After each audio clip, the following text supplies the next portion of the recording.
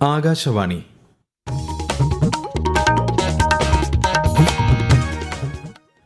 നമസ്കാരം. പ്രാദേശിക വാർത്തകൾ വായിക്കുന്നത് പ്രവീൺ കുമാർ.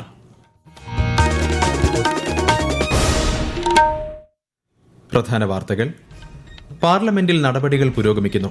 സ്പീക്കറെ നീക്കം ചെയ്യണമെന്ന് ആവശ്യപ്പെട്ടുള്ള പ്രതിപക്ഷത്തിന്റെ നോട്ടീസ് ലോക്സഭ പരിഗണിക്കുന്നു. പ്രതിപക്ഷം രാജ്യസഭയിൽ നിന്ന് ഇറങ്ങിപ്പോയി. പ്രധാനമന്ത്രി നരേന്ദ്രമോദി നാളെ കേരളത്തിൽ 10,800 കോടി രൂപയുടെ വികസന പദ്ധതികൾ രാഷ്ട്രത്തിന് സമർപ്പിക്കും. സംഘർഷം തുടരുന്ന പശ്ചിമേഷ്യയിലെ ഇന്ത്യക്കാരുടെ സുരക്ഷാസ്ഥിതി ചർച്ച ചെയ്ത് കേന്ദ്ര വിദേശകാര്യ മന്ത്രാലയം. പാചകവാതകത്തിന്റെ ആഭ്യന്തര ഉൽപ്പാദനം വർദ്ധിപ്പിക്കുന്നതിന് എണ്ണ ശുദ്ധീകരണശാലകൾക്ക് നിർദ്ദേശം നൽകി കേന്ദ്ര സർക്കാർ വിജ്ഞാപനം പുറത്തിറങ്ങി. വികസനവും ക്ഷേമ പദ്ധതികളും എല്ലാവർക്കും ലഭ്യമാകുന്ന നവകേരളം സൃഷ്ടിക്കുകയാണ് ലക്ഷ്യമെന്ന് മുഖ്യമന്ത്രി പിണറായി വിജയൻ. വൈദ്യുതി മേഖലയിലെ പരിഷ്കാരങ്ങൾ കണക്കിലെടുത്ത് കേരളത്തിന് 2,924 കോടി രൂപയുടെ അധിക വായ്പാ അനുമതി നൽകി കേന്ദ്രം. വാർത്തകൾ വിശദമായി. പാർലമെന്റിന്റെ നടപടികൾ പുരോഗമിക്കുന്നു. രാജ്യസഭയിൽ ഇന്ന് വിവിധ മന്ത്രാലയങ്ങളുടെയും വകുപ്പുകളുടെയും റിപ്പോർട്ടുകൾ കേന്ദ്രമന്ത്രിമാർ അവതരിപ്പിച്ചു. തിരഞ്ഞെടുപ്പ് പരിഷ്കാരങ്ങളെക്കുറിച്ചുള്ള ചർച്ച ആവശ്യപ്പെട്ട പ്രതിപക്ഷം പിന്നീട് സഭയിൽ നിന്ന് ഇറങ്ങിപ്പോയി. പ്രതിപക്ഷത്തിന്റെ നടപടിയെ സഭാ നേതാവ് JP നദ്ദ വിമർശിച്ചു. സഭയിൽ ഒരു തരത്തിലുമുള്ള ചർച്ച നടത്താൻ പ്രതിപക്ഷം ആഗ്രഹിക്കുന്നില്ലെന്നും ശ്രീ നദ്ദ പറഞ്ഞു. വിവിധ വിഷയങ്ങളിൽ പ്രതിപക്ഷ ബഹളത്തെ തുടർന്ന് ലോക്സഭ ഉച്ചയ്ക്ക് 12 മണിവരെ നിർത്തിവച്ചു. സ്പീക്കർ ഓം ബിർളയെ നീക്കം ചെയ്യണമെന്ന് ആവശ്യപ്പെട്ടുള്ള പ്രതിപക്ഷത്തിന്റെ പ്രമേയ നോട്ടീസ് ലോക്സഭ പരിഗണിച്ചു. പ്രധാനമന്ത്രി നരേന്ദ്രമോദി നാളെ കേരളം സന്ദർശിക്കും. ഉച്ചയ്ക്ക് എറണാകുളത്തെത്തുന്ന പ്രധാനമന്ത്രി 10,800 കോടി രൂപയുടെ ഒന്നിലധികം വികസന പദ്ധതികൾ രാഷ്ട്രത്തിന് സമർപ്പിക്കും. ഭാരത് പെട്രോളിയം കോർപ്പറേഷൻ ലിമിറ്റഡിന്റെ കൊച്ചി എണ്ണ ശുദ്ധീകരണശാലയിലെ പോളി പ്രൊപ്പലിൻ യൂണിറ്റിന് അദ്ദേഹം തറക്കല്ലിടും. ദേശീയപാത 66 തലപ്പാടി മുതൽ ചെങ്കള, വെങ്ങളം മുതൽ രാമനാട്ടുകര 6 വരി പാതയുടെ ഉദ്ഘാടനം പ്രധാനമന്ത്രി നിർവഹിക്കും. പ്രധാനമന്ത്രി ഗ്രാം സഡക് യോജന പ്രകാരം നിർമ്മിച്ച 23 ഗ്രാമീണ റോഡുകളുടെയും നവീകരിച്ച ഷൊർണൂർ, കുറ്റിപ്പുറം, ചങ്ങനാശ്ശേരി റെയിൽവേ സ്റ്റേഷനുകളുടെയും ഷൊർണൂർ നിലമ്പൂർ റെയിൽപാത വൈദ്യുതവൽക്കരണം ഉൾപ്പെടെയുള്ളവയും ഉദ്ഘാടനം നിർവഹിക്കും. തുടർന്ന് അദ്ദേഹം തമിഴ്നാട്ടിലേക്ക് പുറപ്പെടും. ദേശീയപാത വികസന പദ്ധതിയിൽ ഉൾപ്പെടുത്തി 2,140 കോടി രൂപ ചെലവിലാണ് കോഴിക്കോട് ബൈപ്പാസിന്റെ വെങ്ങളം മുതൽ രാമനാട്ടുകര വരെയുള്ള ദേശീയപാത പൂർത്തിയാക്കിയത്. കൂടുതൽ വിവരങ്ങളുമായി ആകാശവാണി കോഴിക്കോട് ജില്ലാ പ്രതിനിധി നസീർ ബാബു. വെങ്ങളം മുതൽ രാമനാട്ടുകര വരെയുള്ള കോഴിക്കോട് ബൈപ്പാസിന്റെ 6 വരി പാതയാണ് ഉദ്ഘാടനം ചെയ്യുന്ന. നിലവിലുള്ള വിഭജിക്കാത്ത 2 വരി പാതയെ ഇരുവശങ്ങളിലും സർവീസ് റോഡുള്ള 6 വരി ദേശീയപാതയാണ് പദ്ധതിയിലൂടെ ഉയർത്തിയത്.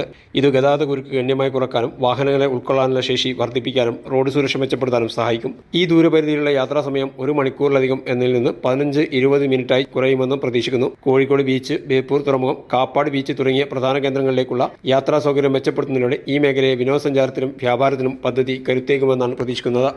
പ്രധാനമന്ത്രിയുടെ സന്ദർശനത്തോടനുബന്ധിച്ച് കൊച്ചി നഗരത്തിൽ ഇന്നും നാളെയും ഗതാഗത നിയന്ത്രണം ഏർപ്പെടുത്തി. രാവിലെ 10 മുതൽ ഉച്ചയ്ക്ക് 3:30 വരെ Banerjee Road, Shanmugham Road, Park Avenue, MG Road ഭാഗങ്ങളിലാണ് നിയന്ത്രണം. ഇറാനെതിരായ ആക്രമണം ശക്തമാക്കി ഇസ്രായേൽ അമേരിക്ക സഖ്യം. ഇറാനിലെ 5000-ലധികം സർക്കാർ സൈനിക കേന്ദ്രങ്ങളിൽ ആക്രമണം നടത്തിയതായി അമേരിക്ക അറിയിച്ചു. ഫെബ്രുവരി 28-ന് ആരംഭിച്ച ഓപ്പറേഷൻ എപ്പിക് ഫ്യൂറിയിൽ 50 ഇറാനിയൻ കപ്പലുകൾ നശിപ്പിച്ചതായും അമേരിക്ക അവകാശപ്പെട്ടു. ഇറാനിലെ IRGC ഡ്രോൺ ആസ്ഥാനത്തും ഇറാൻ സർക്കാരുമായി ബന്ധപ്പെട്ട 1-ലധികം കേന്ദ്രങ്ങളിലും വ്യോമാക്രമണം നടത്തിയതായി ഇസ്രായേൽ സൈന്യവും അറിയിച്ചു.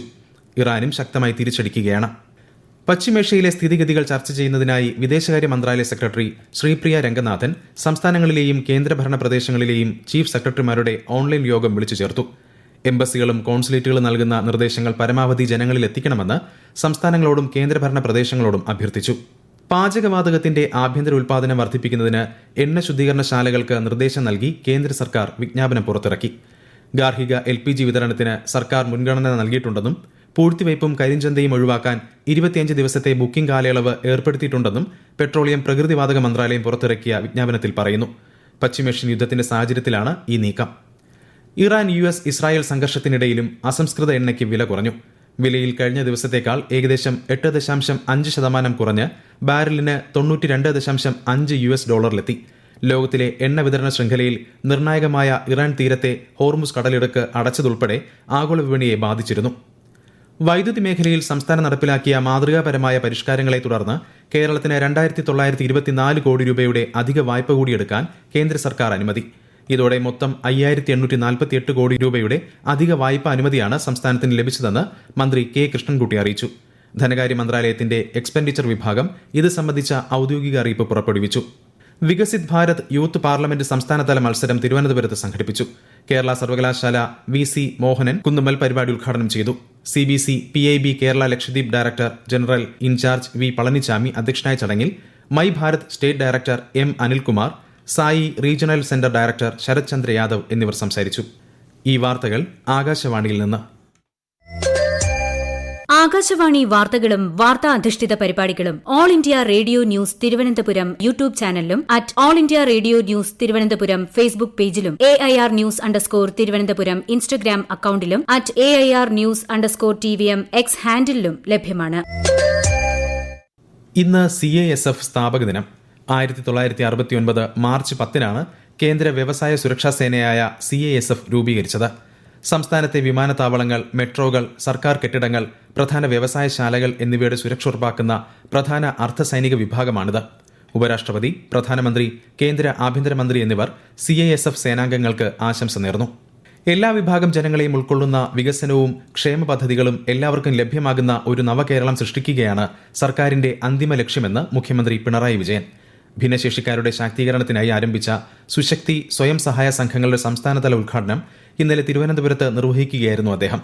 ഭിന്നശേഷിക്കാരുടെ ഉന്നമനത്തിനായി സർക്കാർ നിരവധി പദ്ധതികളാണ് നടപ്പിലാക്കി വരുന്നതെന്നും മുഖ്യമന്ത്രി പറഞ്ഞു. Alappuzha Kainakari Vattakayal terminal adventure tourism പദ്ധതി വിനോദസഞ്ചാര വകുപ്പ് മന്ത്രി PA മുഹമ്മദ് റിയാസ് ഇന്ന് വൈകിട്ട് നാടിന് സമർപ്പിക്കും. സ്വകാര്യ പങ്കാളിത്തത്തോടെ വിനോദസഞ്ചാര വകുപ്പും ജില്ലാ ടൂറിസം വകുപ്പും ജില്ലാ ടൂറിസം പ്രൊമോഷൻ കൌൺസിലും ചേർന്നാണ് പദ്ധതി നടപ്പിലാക്കുന്നത്. വിശദാംശങ്ങളുമായി ആകാശവാണി ആലപ്പുഴ ജില്ലാ പ്രതിനിധി R Ravikumar. Jet scheme, canoeing, kayaking, speed boat, banana boat, parasailing, water scooter, pedal boat തുടങ്ങിയ എല്ലാ സംവിധാനങ്ങളും ഇവിടെ ഉണ്ടാകും. സഞ്ചാരികൾക്കായി ലഘു ഭക്ഷണശാലകളും ആരംഭിക്കുന്നുണ്ട്. ഈ പദ്ധതി പ്രദേശവാസികൾക്ക് പുതിയ തൊഴിലവസരങ്ങൾ സൃഷ്ടിക്കും. അതോടൊപ്പം കുട്ടനാടിന്റെ വിനോദസഞ്ചാര മേഖലയ്ക്ക് പുതിയ ഉണർവും നൽകും. ഹൈദരാബാദിൽ ഇന്നലെ നടന്ന ഇന്ത്യ സ്കോട്ട്ലൻഡ് FIH വനിതാ ഹോക്കി ലോകകപ്പ് 2026 യോഗ്യതാ മത്സരം സമനിലയിൽ പിരിഞ്ഞു. ആദ്യ പകുതിയിൽ ഇന്ത്യൻ ടീം 2-1 മുന്നിലായിരുന്നെങ്കിലും മൂന്നാം ക്വാർട്ടറിൽ സ്കോട്ട്ലൻഡ് തിരിച്ചു വന്നു. ബെൽജിയവും നെതർലാൻഡ്സും സംയുക്തമായാണ് ഈ വർഷം ലോകകപ്പിന് ആതിഥേയത്വം വഹിക്കുന്നത്. രാജ്യത്തെ ഓഹരി വിപണികളിൽ നേട്ടം. സെൻസെക്സ് 577 പോയിന്റ് ഉയർന്ന് 78,143-ലും നിഫ്റ്റി 201 പോയിന്റ് നേട്ടത്തിൽ 24,229-ലും വ്യാപാരം തുടരുന്നു. സ്വർണ്ണവില കൂടി. പവന് 520 രൂപ വർദ്ധിച്ച് 1,19,080 രൂപയും ഗ്രാമിന് 14,885 രൂപയുമാണ് ഇന്നത്തെ വില. തിരുവനന്തപുരത്തും മൂന്നാറിലും തൃശൂരും ജനപ്രീതി നേടിയ KSRTCയുടെ open double decker city ride Kozhikode service ആരംഭിച്ചു. ടൂറിസം മന്ത്രി PA Muhammad Riyas service flag off ചെയ്തു. അഹമ്മദ് ദേവർകോവിൽ MLA സന്നിഹിതനായിരുന്നു. മീനമാസ പൂജകൾക്കായി ശബരിമല നട ഈ മാസം 14-ന് വൈകിട്ട് 5-ന് തുറക്കും. പൂജകൾക്ക് ശേഷം ഈ മാസം 19 രാത്രി 10-ന് നടയടയ്ക്കും. പൈങ്കുനി ഉത്രം ഉത്സവത്തിനായി 22-ന് വീണ്ടും തുറക്കും. 23-നാണ് ഉത്സവം കൊടിയേറുക. കണ്ണൂർ ജില്ലാ പഞ്ചായത്ത് വാർഷിക പദ്ധതിയിൽ ഉൾപ്പെടുത്തി പാടശേഖരങ്ങൾക്കുള്ള കാർഷിക യന്ത്രോപകരണങ്ങൾ വിതരണം ചെയ്തു. ജില്ലാ പഞ്ചായത്ത് പ്രസിഡന്റ് ബിനോയ് കുര്യൻ ഉദ്ഘാടനം ചെയ്തു. 12 പാടശേഖരങ്ങൾക്കാണ് ഉപകരണങ്ങൾ വിതരണം ചെയ്തത്. മലപ്പുറം എടവണ്ണ പോത്തുവെട്ടിയിൽ ഫർണിച്ചർ ഷെഡുകൾക്ക് തീപിടിച്ച് വൻ നാശനഷ്ടം. പോത്തുവെട്ടിയിൽ പ്രവർത്തിക്കുന്ന 2 ഫർണിച്ചർ ഷെഡുകളാണ് തീപിടുത്തത്തിൽ പൂർണ്ണമായും കത്തിനശിച്ചത്. ഇന്നലെ അർദ്ധരാത്രിയിലാണ് സംഭവം. ഫയർഫോഴ്സിനോടൊപ്പം നാട്ടുകാരും ചേർന്ന് നടത്തിയ മണിക്കൂറുകൾ നീണ്ട പരിശ്രമത്തിനൊടുവിലാണ് തീ നിയന്ത്രണ വിധേയമാക്കിയത്. കണ്ണൂർ മുഴപ്പിലങ്ങാട് കുറുമ്പ ഭഗവതി ക്ഷേത്രത്തിലെ താലപ്പൊലി ഉത്സവത്തിനിടെ സംഘർഷം. 10-ലേറെ പേർക്ക് പരിക്കേറ്റതായി പോലീസ് അറിയിച്ചു. ഇന്ന് പുലർച്ചെ 3 മണിയോടെയാണ് CPIM BJP പ്രവർത്തകർ തമ്മിൽ സംഘർഷമുണ്ടായത്. കാഴ്ചവരവിനിടെയാണ് കല്ലേറിലും മറ്റും പലർക്കും പരിക്കേറ്റത്. 2025-ലെ സിവിൽ സർവീസസ് പരീക്ഷയിൽ കേരളത്തിൽ നിന്ന് ഉന്നത വിജയം നേടിയ വിദ്യാർത്ഥികളെ സംസ്ഥാന സർക്കാർ ആദരിക്കും. ഇന്ന് വൈകുന്നേരം തിരുവനന്തപുരത്ത് നടക്കുന്ന ചടങ്ങ് മുഖ്യമന്ത്രി പിണറായി വിജയൻ ഉദ്ഘാടനം ചെയ്യും. സംസ്ഥാന സിവിൽ സർവീസ് അക്കാദമിയുടെ ആഭിമുഖ്യത്തിലാണ് അനുമോദന പരിപാടി സംഘടിപ്പിക്കുന്നത്. പ്രധാന വാർത്തകൾ വീണ്ടും. പാർലമെന്റിൽ നടപടികൾ പുരോഗമിക്കുന്നു. സ്പീക്കറെ നീക്കം ചെയ്യണമെന്നാവശ്യപ്പെട്ടുള്ള പ്രതിപക്ഷത്തിന്റെ നോട്ടീസ് ലോക്സഭ പരിഗണിക്കുന്നു. പ്രതിപക്ഷം രാജ്യസഭയിൽ നിന്ന് ഇറങ്ങിപ്പോയി. പ്രധാനമന്ത്രി നരേന്ദ്രമോദി നാളെ കേരളത്തിൽ 10,800 കോടി രൂപയുടെ വികസന പദ്ധതികൾ രാഷ്ട്രത്തിന് സമർപ്പിക്കും. സംഘർഷം തുടരുന്ന പശ്ചിമേഷ്യയിലെ ഇന്ത്യക്കാരുടെ സുരക്ഷാസ്ഥിതി ചർച്ച ചെയ്ത് കേന്ദ്ര വിദേശകാര്യ മന്ത്രാലയം. പാചകവാതകത്തിന്റെ ആഭ്യന്തര ഉൽപ്പാദനം വർദ്ധിപ്പിക്കുന്നതിന് എണ്ണ ശുദ്ധീകരണശാലകൾക്ക് നിർദ്ദേശം നൽകി കേന്ദ്ര സർക്കാർ വിജ്ഞാപനം പുറത്തിറങ്ങി. വികസനവും ക്ഷേമ പദ്ധതികളും എല്ലാവർക്കും ലഭ്യമാകുന്ന നവകേരളം സൃഷ്ടിക്കുകയാണ് ലക്ഷ്യമെന്ന് മുഖ്യമന്ത്രി പിണറായി വിജയൻ. വൈദ്യുതി മേഖലയിലെ പരിഷ്കാരങ്ങൾ കണക്കിലെടുത്ത് കേരളത്തിന് 2,924 കോടി രൂപയുടെ അധിക വായ്പാ അനുമതി നൽകി കേന്ദ്രം. പ്രാദേശിക വാർത്തകൾ കഴിഞ്ഞു. അടുത്ത വാർത്താ പ്രക്ഷേപണം 12:50.